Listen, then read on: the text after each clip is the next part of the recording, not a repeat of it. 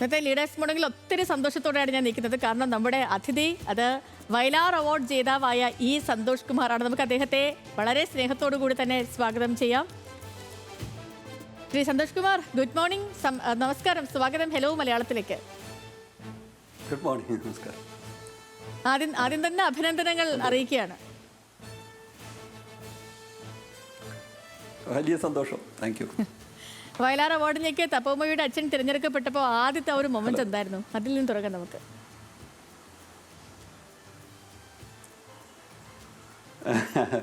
Vayalar award മുമ്പും പലപ്പോഴും ഈ ഷോർട്ട് ലിസ്റ്റിലൊക്കെ വന്നിട്ടുള്ളതായിട്ട് കേട്ടിട്ടുണ്ട്. മുമ്പ് അന്ധകാരനഴി എന്നുള്ള നോവല് ആദ്യം വന്ന സമയത്ത്, ചില സമയത്തൊക്കെ, പിന്നെ ജ്ഞാനഭാരം എന്നുള്ള നോവലിൽ അങ്ങനെ ഇടയ്ക്കൊക്കെ ഷോർട്ട്. അതുകൊണ്ടൊരു ഇതൊരു അത്ഭുതം എന്ന് പറഞ്ഞുകൂടാ, സന്തോഷം തോന്നി, തീർച്ചയായിട്ടും സന്തോഷമുണ്ട്. Okay okay. ഇപ്പോൾ നമ്മൾ പറഞ്ഞ പോലെ ഒരു ബംഗാൾ പശ്ചാത്തലമാണ്, അതിലൂടെ ഒരു അഭയാർത്ഥി കഥ പറയുന്ന ഒരു നോവൽ. അതെങ്ങനെയാണ് സംഭവിച്ചത്?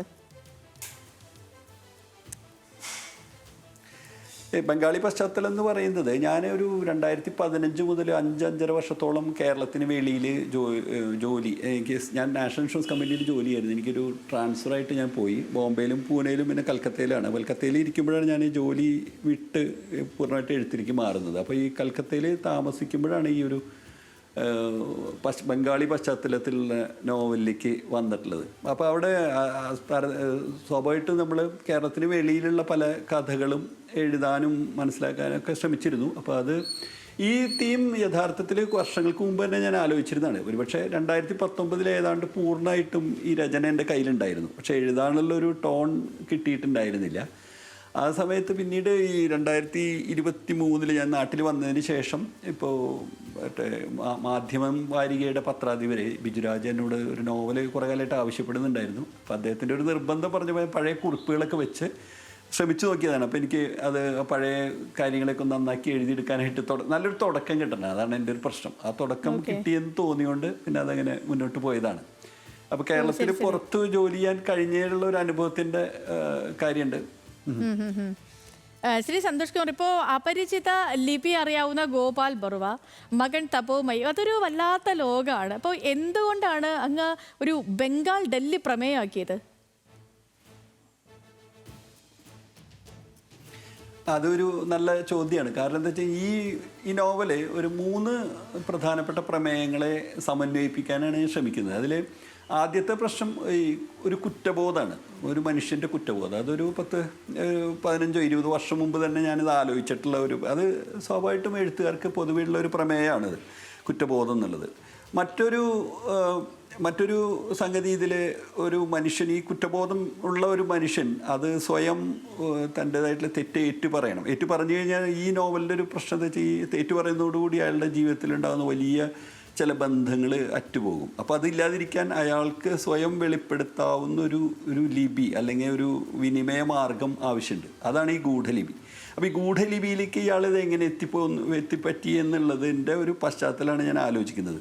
അപ്പോൾ അതിന് ബന്ധപ്പെട്ടുകൊണ്ട് ഇയാൾ ഒരു അഭയാർത്ഥിയായിട്ട് വരികയും ഇന്ത്യൻ സൈന്യത്തിലെ വളരെ ഗൂഢമായിട്ടുള്ള ചില പ്രവർത്തനങ്ങൾ നടത്തുന്ന ചാരസംഘടനകളിൽ പ്രവർത്തിക്കുകയും അങ്ങനെ വലിയൊരു മനുഷ്യനെ കണ്ടെത്താൻ സാധിക്കുക, അയാളുടെ ഒരു സഹായിയായിട്ട് മാറുകയും അങ്ങനെ ഒരു ലിപിയായി ഇദ്ദേഹം പഠിച്ചെടുക്കുന്നുണ്ട്. അപ്പോൾ ഈ 3 പ്രമേയങ്ങൾ, ഒന്നൊരു കുറ്റബോധം, മറ്റതൊരു ഗൂഢലിപി, അതുപോലെ തന്നെ അഭയാർത്ഥി പ്രശ്നങ്ങൾ കൽക്കത്തയിലിരുന്ന് ആലോചിക്കുക എളുപ്പമാണ്. ഇത്രയും അഭയാർത്ഥികളെ സ്വീകരിച്ചിട്ടുള്ളൊരു നഗരം ഇന്ത്യയിൽ കൽക്കത്തയെ പോലെ വേറെ ഉണ്ടെന്ന് തോന്നില്ല. നമ്മുടെ സ്വാതന്ത്ര്യ സമരം തൊട്ട് അല്ലെങ്കിൽ 70കളിലെ ബംഗ്ലാദേശ് വിഭജനം ഒക്കെ ഇപ്പോൾ പോലും ഈ ബോർഡർ, നമ്മുടെ അതിർത്തി കടന്നുകൊണ്ട് ഒരുപാട് അഭയാർത്ഥികൾ വരുന്നുണ്ട്. അപ്പോൾ ഈ സമകാലിക ലോകത്തെ ഏറ്റവും ദാരുണമായിട്ടുള്ള ചില അവസ്ഥകളിലൂടെ കടന്നു പോകുന്ന ആളുകളാണ് അഭയാർത്ഥികൾ. അപ്പോൾ അവരെ പറ്റിയിട്ടുള്ള നമുക്ക് കേരളത്തിൽ നോക്കുമ്പോൾ അതൊരു വിദൂരമായിട്ടുള്ള ഒരു കാഴ്ചയായിട്ട് തോന്നാം. പക്ഷെ സത്യത്തിൽ അങ്ങനെയല്ല. നമ്മൾ ഇപ്പോൾ ഇന്നത്തെ ഒരു സാങ്കേതിക വളർച്ചയുടെയൊക്കെ ഭാഗമായിട്ടൊക്കെ ലോകം അടുത്ത് നിൽക്കുകയുള്ളൂ.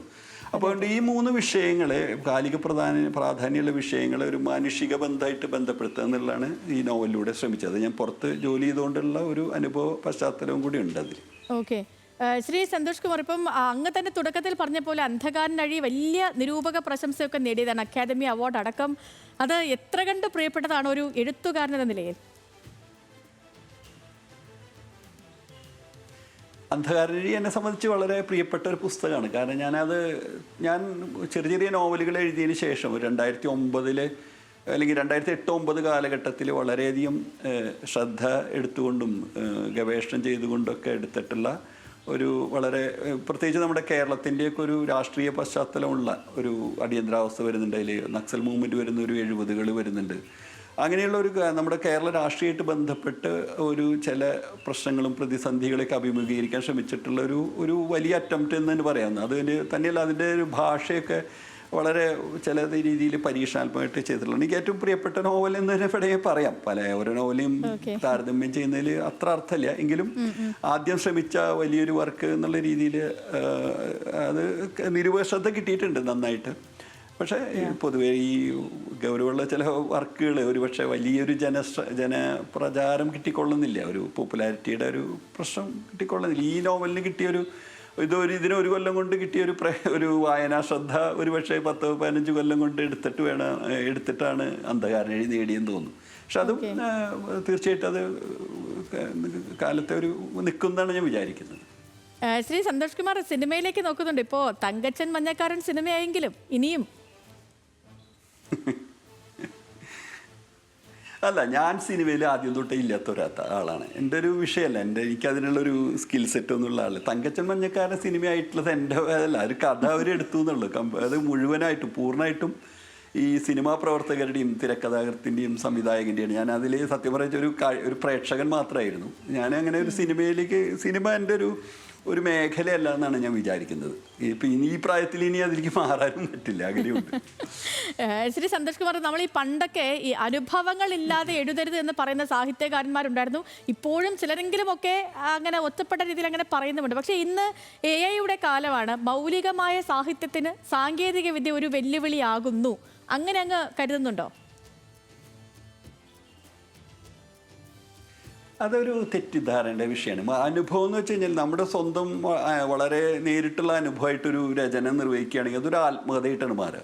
അപ്പോൾ അങ്ങനെ ഒരാൾക്ക് പരമാവധി ഒരു നോവൽ ഒരു കഥയൊക്കെ എഴുതാൻ പറ്റിയെന്ന് വരും. പക്ഷേ യഥാർത്ഥത്തിൽ ഒരു എഴുത്തുകാരൻ തുടർന്ന് എഴുതുമ്പോൾ അയാൾ തീർച്ചയായിട്ടും ഭാവനയിൽ നിന്നാണ് എഴുത്ത് സൃഷ്ടിക്കുന്നത്. അതിൻ്റെ അർത്ഥം ഇത് അനുഭവബന്ധമില്ലാത്തതെന്നല്ല.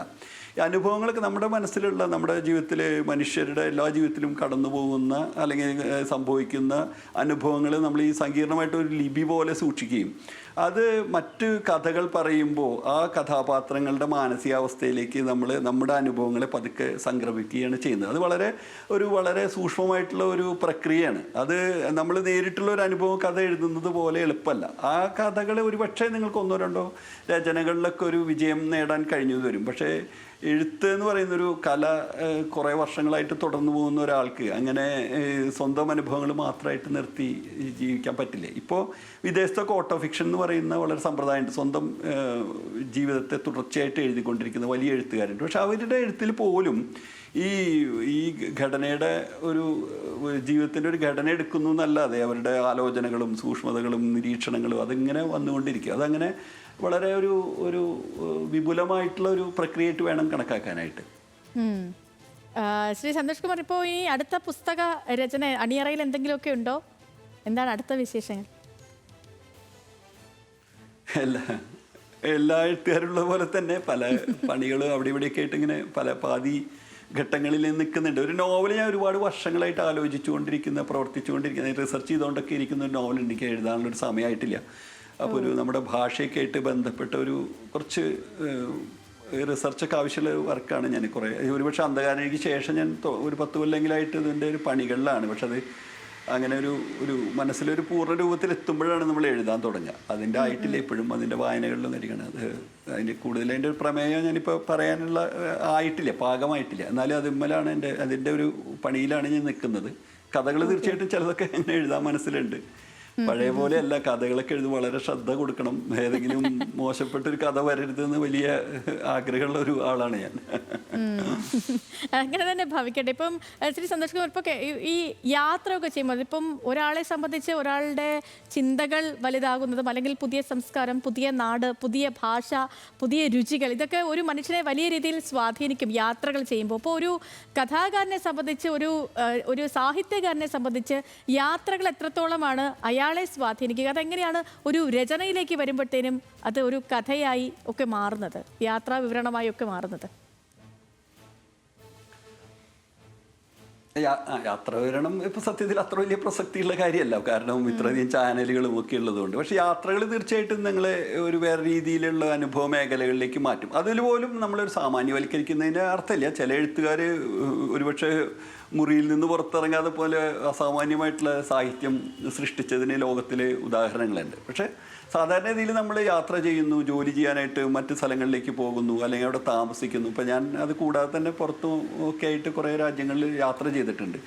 ഇത് പ്രത്യേകിച്ച് തപമയുടെ എഴുത്തിലൊക്കെ അതെന്നെ സഹായിച്ചിട്ടുണ്ട്. തീർച്ചയായിട്ടും നമ്മൾ യാത്ര ചെയ്യുന്നത് അതാത് സ്ഥലങ്ങളിലെ വലിയ പ്രധാനപ്പെട്ട സംഭവങ്ങൾ കാണാനോ അല്ലെങ്കിൽ മ്യൂസിയങ്ങൾ കാണാനോ അങ്ങനെ മാത്രമല്ല, അവരുടെ ഒരു ജീവിതം മനസ്സിലാക്കുക എന്നുള്ളതാണ്. പല ലോകത്തുള്ള വ്യത്യസ്തമായിട്ടുള്ള അനുഭവങ്ങളിലൂടെ കടന്നു പോവുക എന്നുള്ളത്. നമ്മളെ പോലെയുള്ള ഒരു ചെറിയ യൂണിറ്റ് ഈ വലിയൊരു നഗരത്തിൻ്റെയോ അല്ലെങ്കിൽ രാജ്യത്തിൻ്റെയോ ഭൂവിഭാഗത്തിൻ്റെയൊക്കെ ഒരു വലിയ ഒരു സങ്കീർണതകളിലൂടെ പതുക്കെ കടന്നു പോകുന്ന ഒരു അനുഭവമാണ് യഥാർത്ഥത്തിൽ യാത്ര നമുക്ക് നൽകുന്നത്. ഓരോ യാത്രയും ഓരോ മനുഷ്യനും വ്യത്യാസമായിരിക്കും. അല്ലാതെ നമ്മളിപ്പോൾ ഒരു വലിയ യാത്രികൻ, ഇപ്പോൾ സന്തോഷ് ജോർജ് കുളങ്ങര പോയ പോലെ ആയിരിക്കില്ല വേറൊരാൾ യാത്ര ചെയ്യുന്നത്. അദ്ദേഹം പോയ എല്ലാ സ്ഥലങ്ങളിലും പോകണം നമുക്ക് ആവശ്യവുമില്ല. അത് ഓരോരുത്തർക്കും അത് വ്യത്യാസമുണ്ട്. ശ്രീ സന്തോഷ് കുമാർ, ഇപ്പോൾ അങ്ങ് ഈ എഴുത്തിലേക്ക് വരുന്നത് എങ്ങനെയാണ്? ഇപ്പോൾ കുഞ്ഞിലെ മുതൽ തന്നെ ഒരുപാട് വായിക്കുകയും ഒക്കെ ചെയ്യുമായിരുന്നോ? അതോ ഒരു കുടുംബത്തിൽ അങ്ങനെ ഒരു ബാക്ക്ഗ്രൗണ്ട് ഉണ്ടായിരുന്നോ? എങ്ങനെയാണ് അങ്ങ് ആദ്യമായിട്ട് ഈ എഴുതി തുടങ്ങുന്നത്? എങ്ങനെയാണ്? അത് എൻ്റെ വീട്ടിൽ എൻ്റെ അച്ഛനൊരു എഴുത്തുകാരനായിരുന്നു. പക്ഷെ അദ്ദേഹം അധികം കാലം അങ്ങനെ എഴുത്തിൽ തുടരാനുള്ളൊരു സാഹചര്യം അദ്ദേഹത്തിന് ഉണ്ടായില്ല. അത് ഒരു നോവൽ ഇറക്കിയിരുന്നു. ഇപ്പോൾ ഞാനൊക്കെ ജനിക്കുന്നതിന് മുമ്പാണ് അത് കറണ്ട് ബുക്സ് വഴിക്ക് അദ്ദേഹത്തിൻ്റെ ഒരു ഓണത്തുമ്പി എന്നുള്ളൊരു നോവൽ വന്നിരുന്നു. അപ്പം അച്ഛനെ എഴുത്ത് നിന്ന് പോയ ഒരാളാണ്. അച്ഛനും ഞാനും കൂടിയുള്ള ഒരു ദീർഘ സംഭാഷണം മാതൃഭൂമിയുടെ വാരാന്തപ്പതിപ്പിൽ വളരെ പ്രാധാന്യത്തോടെ കഴിഞ്ഞ വർഷം വന്നിരുന്നു. അതായത് അച്ഛൻ്റെ എഴുത്ത് ജീവിതം നിലച്ചു പോയത്, പിന്നെ ഒരുപക്ഷെ ആ ബാറ്റൺ ഞാൻ എടുത്തു എന്നുള്ള രീതിയിലാണ്.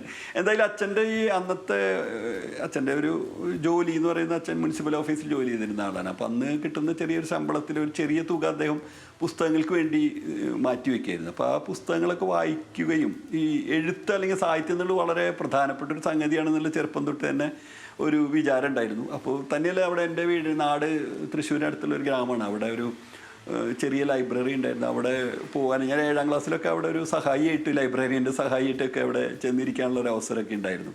അപ്പോൾ അങ്ങനെ ഈ പുസ്തകങ്ങളായിട്ടുള്ള ഒരു അടുപ്പം തന്നെയാണ് സ്വാഭാവികമായിട്ടും നമ്മളെ എഴുത്തിലേക്ക് വിട്ടത്.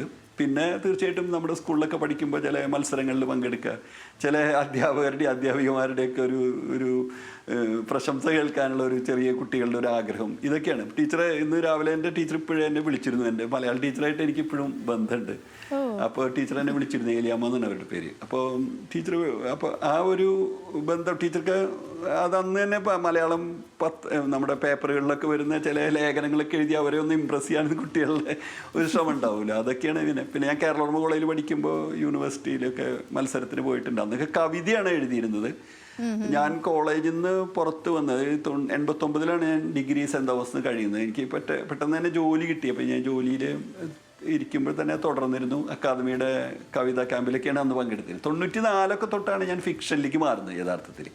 അതിൻ്റെ കാരണം എന്ന് വെച്ചാൽ മലയാള ഫിക്ഷനിൽ അന്നൊരു വലിയ കുതിപ്പുണ്ടായിരുന്നു. അങ്ങനെയാണ്. ഓ ശരി. അപ്പം ഇപ്പോൾ ഈ പുരസ്കാരം തേടിയെത്തി വീട്ടിലെല്ലാവരും ഹാപ്പിയാണോ? എന്താണ് അവർ പറഞ്ഞത്? വീട്ടുകാർക്ക് സ്വാഭാവികമായിട്ട് സന്തോഷമുള്ള ഒരു കാര്യമാണ് പുരസ്കാരങ്ങൾ. അവർക്ക് വീട്ടിലൊരാൾക്കൊരു പുരസ്കാരം കിട്ടുമ്പോൾ വലിയ സന്തോഷമുണ്ട്, തീർച്ചയായിട്ടും ഉണ്ട്. അതെ. ഈ ഇനിയിപ്പം വരുന്ന എഴുത്തുകാരോട് പറയാനുള്ള എന്തൊക്കെ കാര്യങ്ങളാണ് പറയാനുള്ളത്?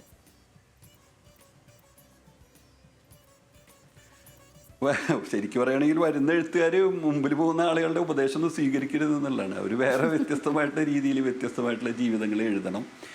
പക്ഷെ തീർച്ചയായിട്ടും അങ്ങനെയാണല്ലോ പറയാം, if you meet a Buddha on your path kill the Buddha എന്ന് പറയും. ബുദ്ധനെ ഇപ്പോൾ അഴിയിൽ കണ്ടാൽ അയാളെ കൊല്ലാനേ പറയാം.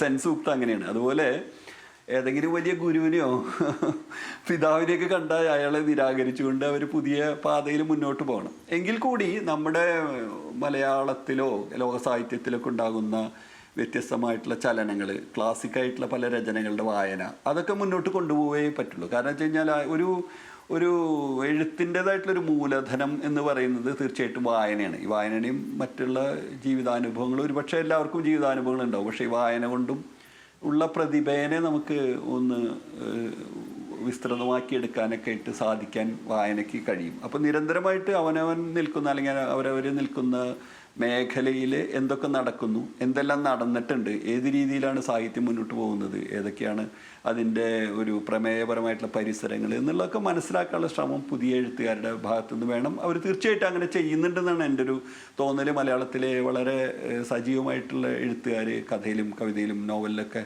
പുതിയ തലമുറയിൽ നിന്ന് വരുന്നുണ്ട്. അവർ കൂടുതൽ കരുത്താർജിക്കും എന്നുള്ളൊരു തോന്നൽ തന്നെയാണ് എനിക്ക് പലരോടുള്ള അടുപ്പം കൊണ്ട് എനിക്ക് മനസ്സിലാവുന്നത്.